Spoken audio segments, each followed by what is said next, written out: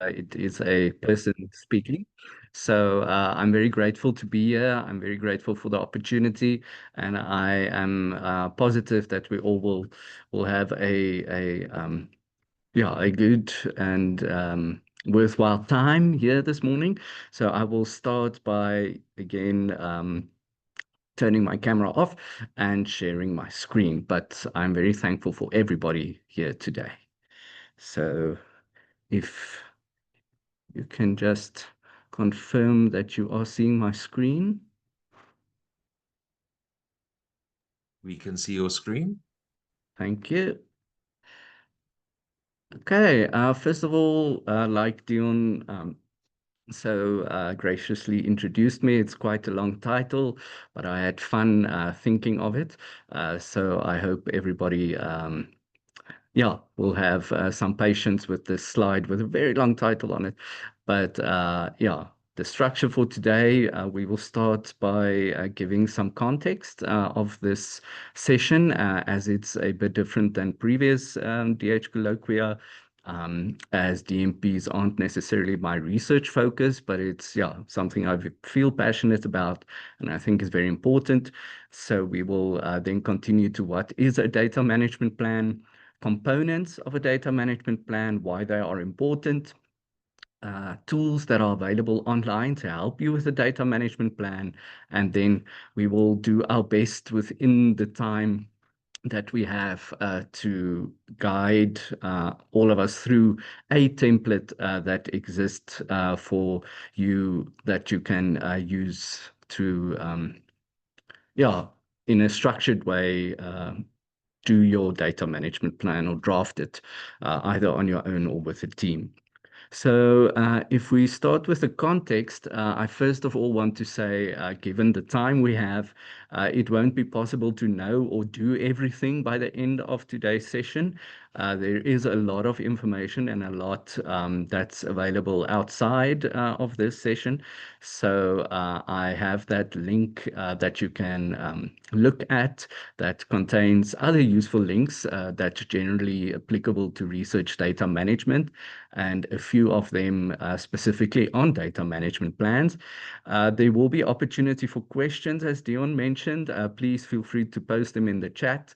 And if we don't have time today, we can always, talk via email, or I'm also a big fan of coming to places and doing data management workshops, so we can also talk about that.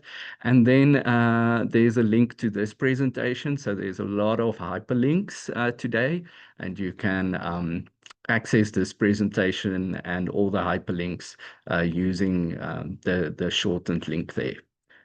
Okay. So, a first offering of a data management plan definition is by Hudson Vitale and Mulezo Mtsandi, saying that data management plans are considered the most effective way of asking the researcher to communicate his or her intentions for storing, using, maintaining, and making available the data resulting from a project. I would say this is not a too practical definition, but it still gives you the idea, especially of how broad a data management plan should be in its formulation. Um, and the word intentions, because like any project that evolves during the process of you going through other team members, or just the way the project changes when you see, okay, you're trying this and it's not going to work. So we have to adjust how we, for example, maintain the data. But a more practical definition, I would say, from the Northwest University's DMP LibGuide on a data management plan is that a DMP is a written document that describes the data you expect to acquire or generate during a research project, how you will manage, describe, analyze, and store those data, and what mechanisms you will use at the end of your project to share and preserve your data. So I would say taking this definition to understand that a DMP is this Yeah, it's a written document. It doesn't mean it's a static document, but it needs to encompass all these aspects of your project, whether it be a master's, whether it be a larger research project with a big project team. But to keep all these stages of the research project in mind when drafting your DMP, either as one of the main researchers in the group, or if everybody is contributing to make sure that these aspects are covered in your DMP. So I specifically mention components of a DMP, and these are taken from the rubric developed by the DART project, that data management plans as research tools. So that project team looked at, if I'm correct, 500 data management plans to see what components need to be covered in a data management plan, mentioning five sections. So it's not to say that your DMP should have these five, but they should speak to these aspects that also came from the definition, but it's set out a bit more here. So your first section, or the first topic that your DMP must speak to, is the type of data that you produce. So what data? So what type of data are you going to have? Transcripts? Are you going to use questionnaires? What type of data? How are you going to generate that data? And how much are you planning to generate in your project? So this is a difficult question as projects evolve, but it's something to keep in mind from the start. And then your second section to look at the standards for the data and the metadata. So how will you structure your data? What formats will you use? And if you are using unusual formats, how are you making the data available to people who can't access that format, but still, um, yeah, would want access to the data? Section 3 is in terms of policies for access and sharing. So when are you going to share data during your research project? How and how long will you be sharing data? Is there a time limit? And then speaking to any intellectual property rights that the data might be um, part of, or if it's somebody else's IP rights, what are you doing in terms of that? And then also security. If it's sensitive data, how are you controlling who has access? Um, and who is controlling that in your team? Is it you? Is it somebody from a repository? So you have to specify that, especially with sensitive data. And then your fourth section overlaps with the third in terms of it also being policies, but specifically provisions for reuse and redistribution. So it has to do with the longevity of your data that is produced during the project. And then section 5 ends with plans for data archiving and preservation of access. So if the project ends, if the funding ends, is there a way that the data survives? If nobody is specifically looking after it anymore, is it being archived? Where? How do people access it once the project ends? Um, so these are just sections, meaning, like I said, your DMP can have these specific sections, but it's more important that they speak to all these aspects, and you just structure it in a way that, yeah, would either make sense to you, or according to the institution you are writing the DMP from or for. So just keep these aspects in mind that you have to plan for. And then why DMPs are important. I sincerely hope you are already thinking about that, or realizing all the ways it could impact your research. First of all, it's important because it's becoming mandated by funding agencies like the NRF. It's becoming mandated by universities in terms of ethical clearance, that you also include a DMP with the application for ethics. And also, some journals are looking for DMPs. So that is one, I think, very important reason.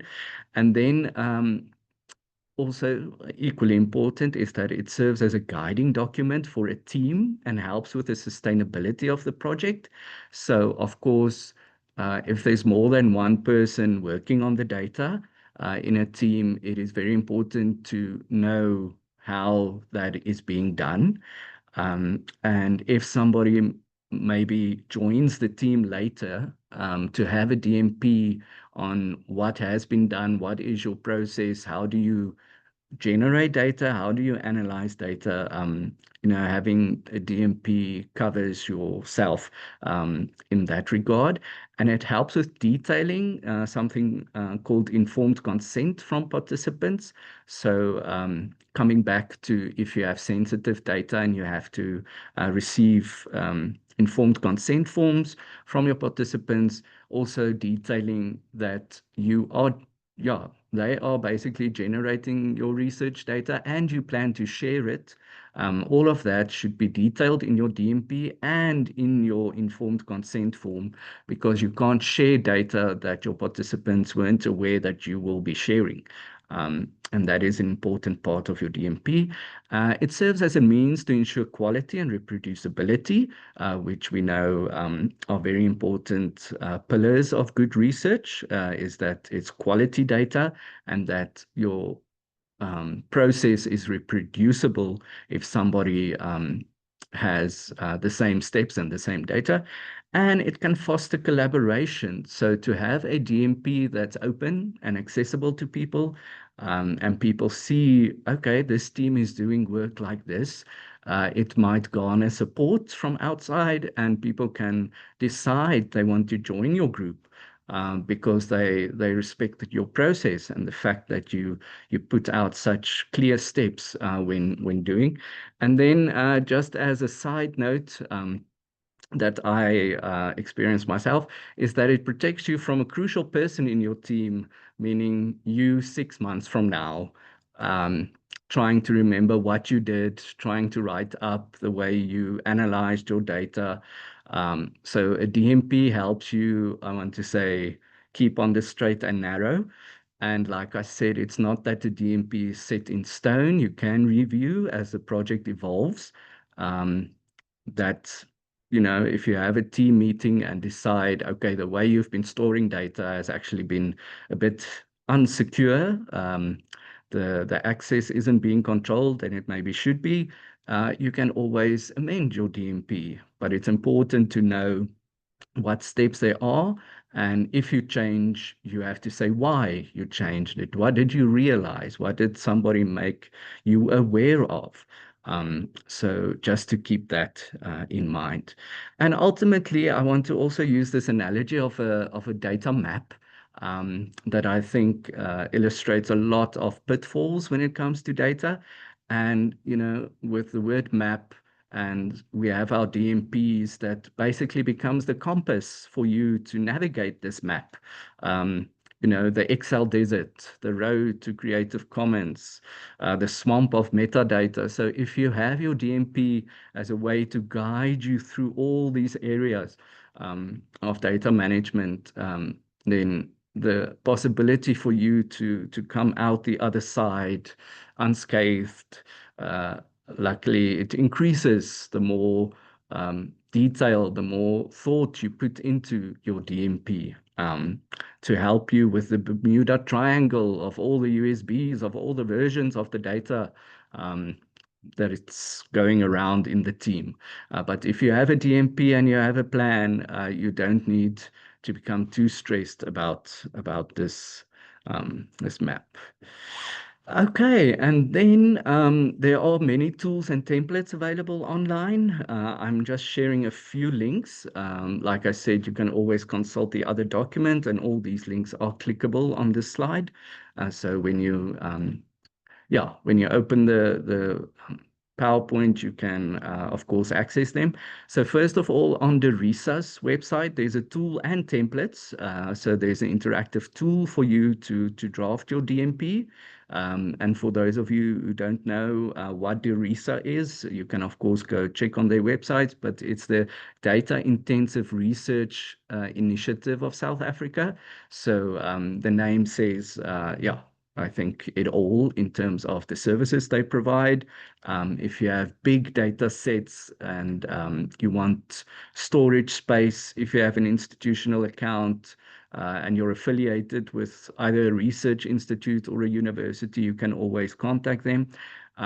But specifically in terms of their DMP tool, you are guided through the answers you need to provide. And you can include collaborators and share files and keep it closed. So everything I want to say that you can imagine doing with a shared file on the internet, you can do in their environment to draft DMPs. But I will show you that in the second half of today's talk. And then on SARILA's website, there's a PDF version of a DMP template. And what makes this one interesting, okay, first of all, you can download it and fill it in by hand. But there's also guidance with questions, giving you some information on what is being asked. And also a great feature of this template is that there are examples given of the type of answers for the questions. And a third option that I'm not sure if everybody that has institutional accounts in the country have access to. I can speak as part of the Northwest University that we have access to the DMP tool via our institution. And there's, of course, NWU, like a lot of the universities and the CSIR for that matter, have a LibGuide on data management and on data management plans. And then lastly, just as an example of a helpful video that's very accessible, you can really send it to all your students, even from honors level, I would say. It's a very short and concise video on yeah, everything that I discussed already, but just with a few fun graphics and yeah, putting it in a more visual setting. So I just want to stop here for now, as this is um, basically the end of the theoretical session. So I can't see questions currently. So I just want to gauge in terms of, are there any pressing questions at this moment? And then I can just take a sip of water. Otherwise, we can just continue to the practical.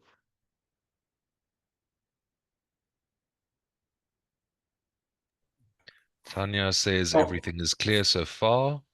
Pardon, Isimteto Mimela, you've got your mic open. oh yes, I do have a question. Thanks. I'm a research data management librarian. So I want to find out from the presenter in terms of data management plan, the DMP, in terms of the faculties. For example, let's take the human sciences faculty and the engineering faculty. How do you find their DMPs, the difference, the major, or how major is the difference in terms of their DMPs? So, because I'm asking this, is it possible maybe to create a one template kind of for all these sectors or faculties? Thank you so much for your question. I think in terms of templates, I would say an ideal situation would be for there to be one. Um, and unfortunately, that's just not the situation. So like you said, it can differ within faculties. My experience is that it differs mainly um, between institutions and also whether you are writing one for a funder. So funders might want you to focus more on how are you making your data available as they are funding it and would like it to have an impact on society, or depending on who the funder is, they have those focus areas. So probably in their DMP, you will have a bigger section on distribution, or if you have sensitive data on how access is being controlled, made available in a way, but still controlled. So yeah, I don't see currently that there will be one template let's say nationally for all faculties and for any researcher, that there's only one. So thank you for the question, but I don't think it's feasible at this moment.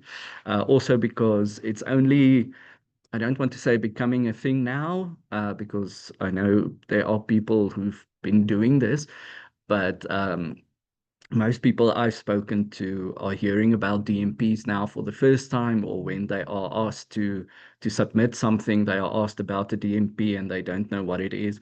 So I think because we are in that stage, at that stage, um, the ideal of one template is not feasible at the moment. But I would love to hear somebody else's thoughts on this. This is um, purely my feeling currently in the, yeah, in the broader field. I've personally not seen a DMP from somebody from the engineering faculty, but I can think they have a bigger focus on maybe the formats they use, or yeah, the type of data they are collecting. But we can definitely speak about that. But thank you for the question. I hope I gave some form of an answer. Yes, I thank you for the answer, because on our side we landed mostly being serious with data management because of the NRF its Yes, requirement yes. from the statement they released in 2015. Yeah. So, but after that, they didn't release much in terms of the guidelines and what. Even the policy. So, yeah, this year I attended there's a workshop they called. I was even asking these things because they didn't Mm, release further guidelines on what to expect. So people, they kind of finding their own way into this thing. yes. Yes. Okay. Thank you. I just want to make sure everybody is all right now. I will show you the NRF template as well. So um, hopefully that will help. Okay. Okay. Benito, just before we Yes. continue, there is a comment from Andiswa in the chat. She says she had the same question, especially in situations where one is collaborating with colleagues from different countries. Thanks, Mteto, for asking that. Yeah, thank you, Andiswa, for the question. I think it's a similar answer in terms of yeah, whether you can align everybody's, yeah, I want to say requirements. So if you have collaborators, there's probably a principal investigator. Um, and I think in that situation, maybe in consultation with the rest of the team, they should decide on whether they are using the funders template or the institution that the principal investigator is from. I think the important part is definitely to include those components I mentioned earlier in any which way or form to speak to all those aspects. Okay. Uh, so to continue with the practical session, I did not trust that a live demo will work. So I have slides with screenshots. So I trust you will excuse the quality. Some of them are a bit stretched and just to make the text legible. But we can look into having a practical if the screenshots aren't clear enough. But let me just first of all change my pointer into a laser pointer, and then we can continue. Okay, so the first step is to go to the Derisa. So this is specifically to access the tools on the Derisa site. So Derisa's normal website is just derisa.ac.za. But if you go to service.derisa.ac.za, you land on this page to log in. So I use, as you can see on the right-hand side of the screen, I use my ORCID ID, of org ID, and then the process just involves a bit less clicking than the other options. Or you can use Sapphire if you have an institutional account there. But if you want to sign up with your email address, you have to sign up, and then if I remember correctly, somebody from the RISA will contact you to create an account. But it's important, this is for research purposes. So they, yeah, it's part of, if you have an institutional account, this is what this platform is for. So when you log in, then you land on this page once you have your account and your credentials are checked. So you can see all these options.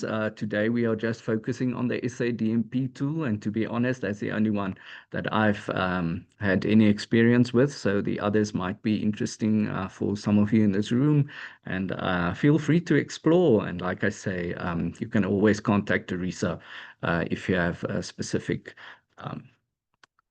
challenges or something you need from them. So if you click on SADMP tool, you go to your dashboard. Now mine will look different because I've done a few things, but the important part is that you get to your dashboard. And then to go into creating the actual plan, you will see here at the top, there's a banner where you can say create plan, or you can use the blue button. It will take you to the same place. And that place looks like this. It says create new plan. You can give your plan a title. You can say what research project are you planning. Give your plan a description. So there is no, I want to say, cap on how long this is. I've not received any warning messages about it only being 5 words or max 200. This is up to you. You can give your project a description. You can even include your grant reference number, should you have one, your project number, and then you start adding your researchers. So I just added this myself, and there's a drop-down menu for all the institutions that include the CSIR, for example, but the universities are listed there, so you don't need to fill in, you just choose. And here with the XX, that's where the org IDs go of the researchers, and then you choose either the primary researcher, the only option there is researcher. So you can add people by just clicking on the plus there. And this is not adding collaborators yet. I will show you how to do that, how to share the plan to have people in the team help you complete it. This is just to add basically the members of your research team. And then you choose your funder, if it's the CSIR or the NRF or other. So unfortunately, I didn't see a place, if you choose other, that you can actually fill in who that is. But there are ways and means later on to specify that. Okay. And then part of this page, but I didn't want to squeeze it in for legibility, is you can choose which template do you want to use for your data management plan. So these are preloaded templates in this tool from Derisa. So as you can see, there's the NRF template. There's the WITS template. You have the WITS NRF template, and with the note to please contact eResearch and Data Services for help. So that's even part of the name of the template. You have the UNISA template, CSIR, and UWC template. So currently, these are the preloaded templates. And I also, yeah, I can completely recommend you contacting the RISA if you feel your template should be there in terms of your institution. So if you don't see it, by all means, contact them. And then which template do you want to use for your data management plan? So I chose CSIR template, and I will show you why. It's just the one I have the most experience with at this moment. And then here you can choose the availability of this data management plan you are busy with now. So you can make it public, you can make it private, or you can make it institutional wide. I make it private for now, as yeah, for now you want to share it with your team. Maybe when it's finished, you can always make it public if you want. If it's maybe a requirement from your funder or whoever, you can make it private or public. Okay, so when you complete that, sorry, where am I going? You see on your dashboard, so mine is this one at the bottom that was created. Very important, this drop-down menu on the right-hand side to select an action. And here you can see you can have complete plan. So then it takes you to the questions where you are guided through answering them. You can edit plan details. That is where we just were, where we were. You can make a new version of the DMP. You can make a copy. And here where you can share the plan is what I mentioned about having a shared document. So you can add collaborators either to view the plan or to help you complete it. So your options are view and edit. You can download the plan and you can delete the plan. So you have all those options. But let's go first to complete plan, because I think that's all we will actually have time for, because I want to leave time for questions. But let's have a look at complete. When you click on complete plan, this is your landing page. So I just made this note at the top saying this is the CSRR template. For you to see the sections, first of all, here on your left-hand side, and a description of the sections. Here you can start answering, and here it shows you the status of your sections. So the general section, there's 3 questions, 0 of them have been answered. I did this random metadata and data documentation. It shows 1 of 1 with a check mark. So it also updates as you fill in your DMP. And what I forgot to mention is this nice, helpful usage guidance that is part of this template. So you can look at explanations of basic data management terms in that CSRR LibGuide, step-by-step instructions on completing your DMP, and also specifically the CSRR DMP or data management procedure. So this was added as part of this specific template. So not everybody's will look like this, and I will show you later a different template when we have exactly this project description, like what we did on that first page, but just with a different template. I will show you the difference. But okay, if we go to data collection, we say answer or update questions, you land on this page. So you have these 2 questions. What data will you collect or create? As we remember from the sections, that covers that first section. And how will the data be collected or generated? Okay, so if we click on one of those questions, we go to this screen. So what data will you collect or create? And then you get additional guidance. Describe the data, formats, and volume of data. State whether existing data will be used or whether data will be collected from scratch. Describe any software used to collect or read the data. State whether selected data formats and software allow for data sharing and long-term access to data. So hopefully there's already a few words that keep reappearing and keep occupying your mind when thinking about DMPs. So then you have this block to fill in your answer, and then when you submit an answer, so like I said, just a big disclaimer or something to look out for if you're working in a team and you make somebody an editor of your DMP. This provide answer block actually does not check in terms of length, and it won't show, for example, track changes and all that. So just keep that in mind. If somebody can edit, they can also, I want to say, delete. But when you provide your answer or start providing, so it's the same I want to say principle as in shared documents where you can save and come back. So you can say submit answer, and then the status changes, and you get this message of the answer has been saved, and it shows the status bar of one of two questions have been answered. So that is irrespective of the length of the answer you give. So that is still not a thing that the system checks. That you actually do what the guidance asks you to do.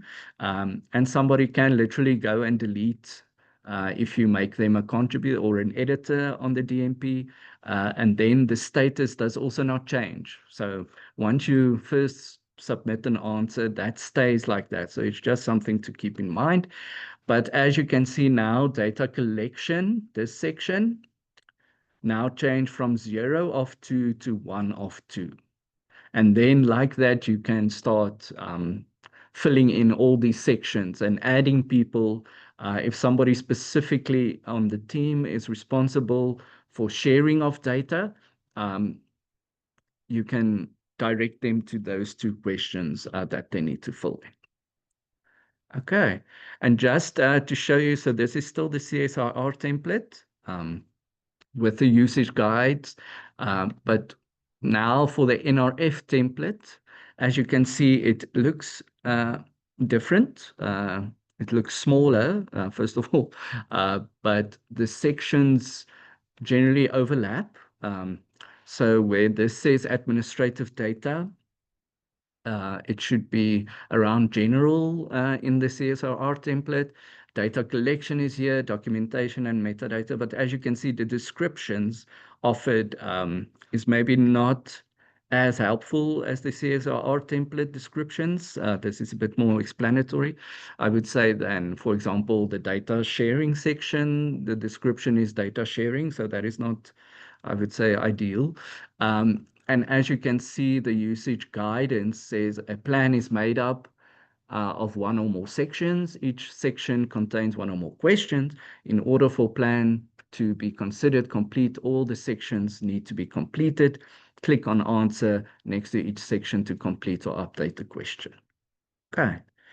And these are just steps that will get you started. And that is my whole story I have for you today. Like I said, the slides are available, and I want to give more time for questions. And I honestly hope that today is already helping and hopefully opening worlds. And if you have questions, please, I'm here for all of it.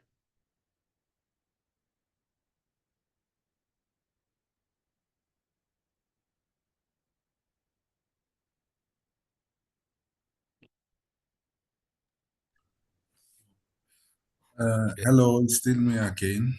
Yes.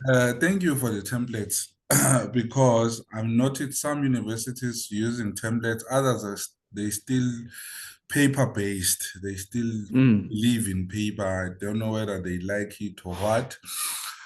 So these platforms, are you able to customize it as a university? Because mostly on my university, I want to discourage the use of paper, to use these DMPs that are already there online. And I want to find out, are they open source, most of these platforms, or you have to subscribe to them, pay something? Okay. I just want to start with one question. So I fully support what you're saying to go paperless. That is very important. Also in terms of security and collaboration. So there's a lot of pros, I would say, to really advance that view or that practice. And secondly, with the RISA, specifically this platform I showed now, because it is for research, you basically just need an institutional account. So if you are affiliated with a university, you have an institutional account and you have access to this platform that I showed. And the other thing you asked whether they are open source. So do you mean all these platforms or do you mean DMPs themselves, like existing data management plans? Yes, yes, yes. The DMP platform that you were showing now practically, it's an open source. You don't have to subscribe to it. No. So like I said, the requirement is for you to have an institutional account. So if you are affiliated with a university, you have that. Or the universities are already there.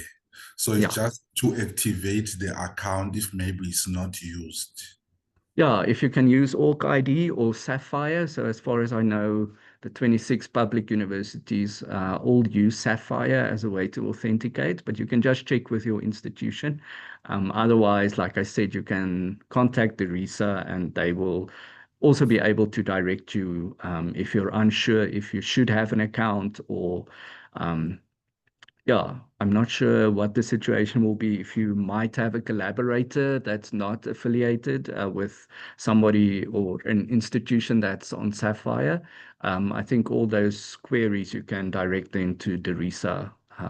They should be Oh, able to help you. okay.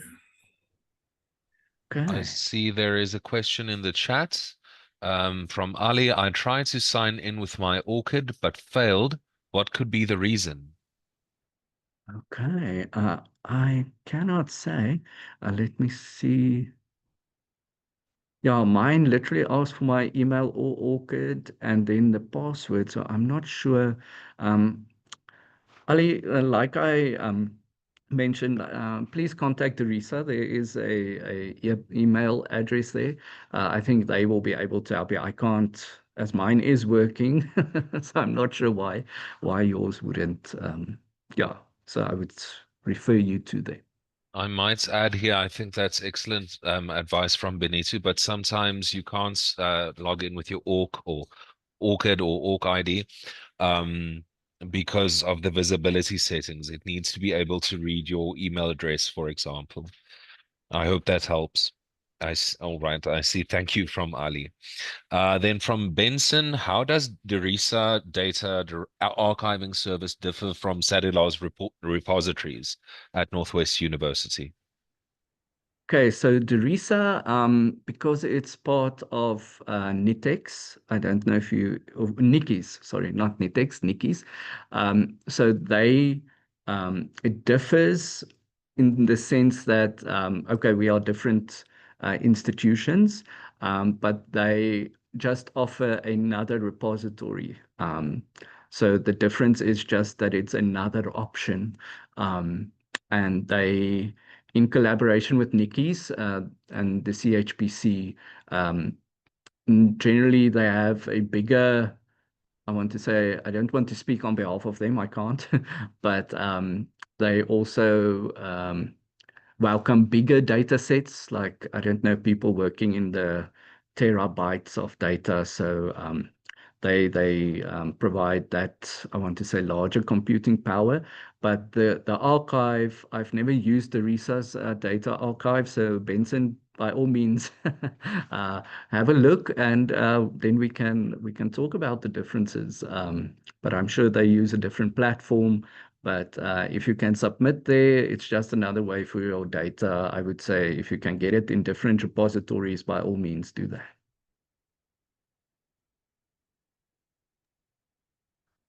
All right. Any further questions?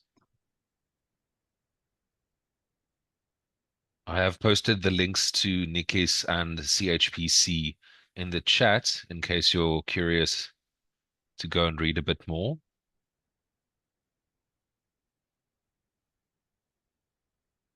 Any further questions, comments? You're welcome to either just open your mic or post in the chat. I can also maybe, while everybody is thinking of a question, share that there's this option. So now I'm going to try and do a live thing, and hopefully it works. Um, so if you go back to my dashboard, Um, so if you start on the screen, just on the question of the availability of DMPs in general, you can go to reference and see these three options. Okay. And you can go to public DMPs and see what is already there. But yeah, please note all these that says plan test. So similar to the ones I showed you on my dashboard that I just didn't publish. These are mostly also part of workshops that's been done. So of course you can try and look at the PDFs to see whether there's one that's actually filled in. But just keep in mind that all of them are pretty much tests at this moment, at least. So the hope is that real, if I can say that, yeah, real DMPs make their way to this part of the platform, and not just yeah. Um, I want to say dummy DMPs that aren't necessarily filled in, because it helps if you are busy with a specific type of project to really see how somebody who works with a similar data, or if you yeah, similar data or a similar project, how they completed their DMP, because it will guide you. So it is also a tip to contact research teams directly, or the person in the team that might be responsible for the DMP, to ask, can you share it with me? Because I'm planning a similar project and I want some guidance. I don't think people are secretive, not in my experience so far, to collaborate in that way, to give you just a head start on your DMP. If you know you are doing similar things, you are using similar data, you have similar challenges, then I think to contact people is definitely also just a tip. All right, just from the chat, Mzeto asked to please share the presentation. Mm. I have posted the link in the chat again, so you're welcome to go and refer to that. That first link, the bit.ly link, is to the PowerPoint slides, and then below that, we will make the recording available at a later time. And then I think that might also be the opportune moment to ask Benito, are participants welcome to contact you if they have any further questions? Please, please. Mm. Um, yeah, we can always, if you ask a question and I don't know the exact answer, like Benson's question, that he should direct at Teresa, and maybe we can have a talk about how the things are different and the same. Then yeah, we can always have a conversation, or I can ask somebody to help with a question if I don't know the answer. Yeah, but I'm very much open to, if you are unsure or just curious, or seeing discrepancy somewhere and want to talk about it, I'm here for all of that. All right. I see then a question from Ali. I just noticed that the institutions are limited to South Africa, and I cannot sign up with my own email as well. Yeah, Ali, just again, I would say link up with Teresa, so maybe contact them specifically. But I think the challenge with South African institutions is specifically that Teresa is the data intensive research initiative of South Africa. So on the one side, it makes sense, but maybe you can contact them and just find out what is the possibility of making use, even if you are from an institution outside of South Africa.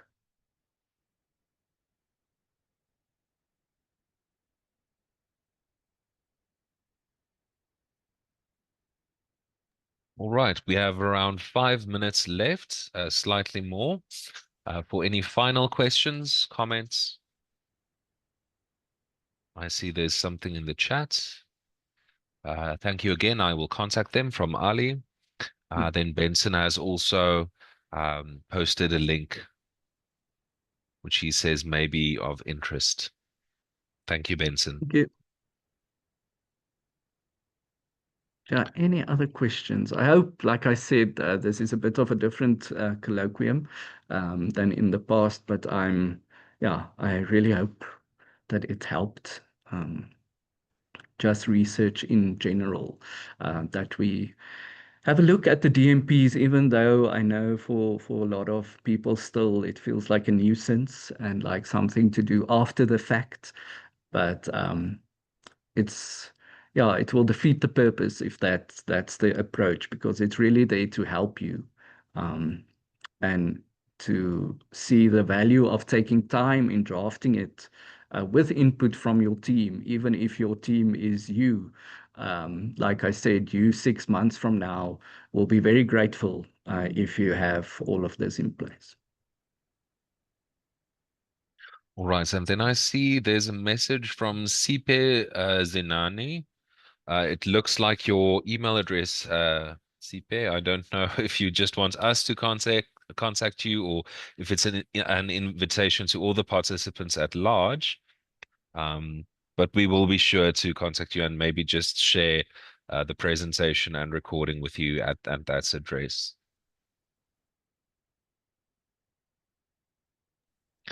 All right, and if there are no further questions or comments, I just want to thank Benito once again for this enlightening presentation. I think it was nice having a change of pace and something maybe a bit more practical. And I'm certain that our participants will be able to apply what they learned today going forward. Then I just also see that Tanya says, thanks, Benito. So it seems we're all appreciative. Thank you once again, and have a great day, everyone. Hope to see you at the next DH Colloquium. Thank you, everyone. Thank you.